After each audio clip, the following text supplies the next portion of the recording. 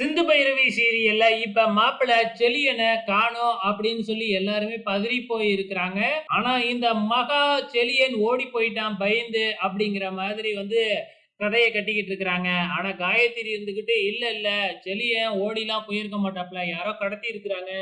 என்கிட்ட சொல்லியிருந்தாப்ல என்னைய விட்டு எந்த டைம்லயும் பிரிய மாட்டேன்னு சொல்லியிருந்தாப்ல. அதனால கண்டிப்பா அவரு ஓடல அப்படிங்கிற மாதிரி காயத்ரி சொல்றாங்க.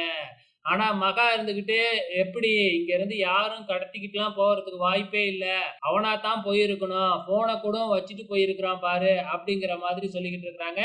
இந்த சஞ்சய் வேறையா செலினோட போனை வாங்கி நான் அவனை கண்டுபிடிக்கிறேன் ஆஹா ஓஹோ அப்படின்னு சொல்லிட்டு கிளம்பிடுறாப்ல. கண்டிப்பா கண்டுபிடிக்க மாட்டாரு அப்படிங்கிறது நமக்கு நல்லாவே தெரியும். இந்த பக்கம் பாத்தீங்கன்னா இதுதாண்டா சந்தர்ப்பம் அப்படின்னு சொல்லிட்டு கண்டிப்பா பாத்தீங்கன்னா காயத்ரியோட கல்யாணம் நடக்கும். இந்த மாதிரி நேரத்துல கல்யாணம் நின்னு போனா அதுக்கப்புறம் அந்த பொண்ணோட வாழ்க்கையே கேள்விக்குறியாயிடும். அதனால இப்பவே நம்ம காயத்ரிக்கு கல்யாணம் பண்ணி வைக்கணும். நம்ம கூடவே இருந்த என் தம்பியே காயத்ரி கழுத்துல தாலி கட்டுவான் அப்படிங்கிற மாதிரி ஏதோ வாழ்க்கை கொடுக்க போற மாதிரி அப்படியே கதையையே மாத்திக்கிட்டு இருக்கிறாங்க இந்த பக்கம் மகா. ஆனா பைரவி இருந்துகிட்டு இல்ல இல்ல அதெல்லாம் முடியாது. இப்பதான் செலிய என்ன ஆனானே தெரியல. அதுக்குள்ள காயத்ரிக்கு இன்னொரு கல்யாணம் பண்ணலாம் முடியாது அப்படின்னு சொல்லிக்கிட்டு இருக்கிறாங்க.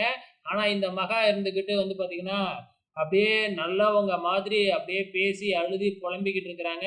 அதுக்கு ஏத்த மாதிரி தலைவர் இசைக்கு பாத்தீங்கன்னா நம்ம அமைதி பட அமாவாசை சத்யராஜ் மாதிரி நடிப்பை போட்டு தள்ளிக்கிட்டு இருக்கிறாப்புல.